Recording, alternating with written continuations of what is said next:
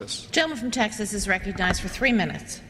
I thank the gentleman for yielding. I ask unanimous consent to revise and extend my remarks. Without objection, so ordered. Thank you, Madam Speaker. I don't think anybody can argue at all with the intentions of the proposal of this bill. There's no question that cigarettes are very, very harmful. The question for me here is the process, and I find the process here atrocious because it assumes that authoritarianism is right and proper and works, and that voluntarism and education and self-reliance and depending on oneself to take care of oneself is a proper approach. We totally reject our free society and assume that if we just have tobacco police roam in the country, that all of a sudden bad habits are going to be cleared up. We're dealing with bad habits, and these are bad for health. But let me tell you, I could bring you a list here of dozens and dozens of things that bad habits lead to death. Matter of fact, one of the things that we ought to consider is, how many people die from our drug war?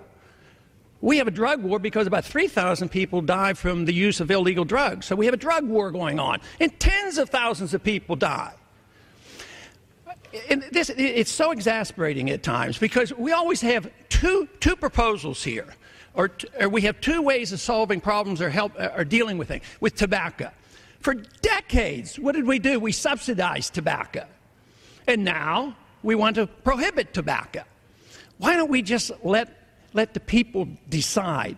This whole idea that you either have to subsidize something or prohibit something shows a shallowness that I think that we ought to challenge.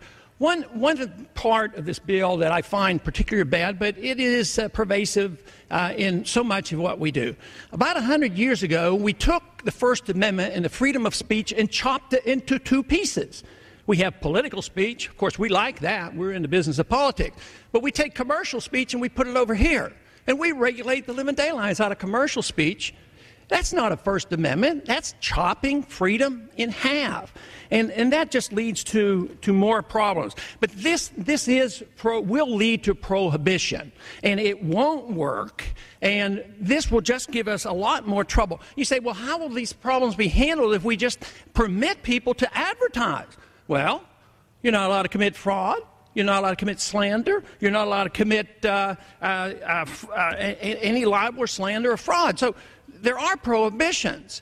But this approach can't work. It's assumed that people are total idiots, that they won't respond to education, that we have to be the nanny state. We want to expand the war on drugs, which is a total failure. And look at what happened to prohibition of alcohol. And you say, oh, no, this is not prohibition. It is going to be prohibition. It's a form of prohibition. And when you have prohibition or even approach prohibition, what do you create? You create the black market. We will see the black market come. Already the taxes are opening up the doors of the black market.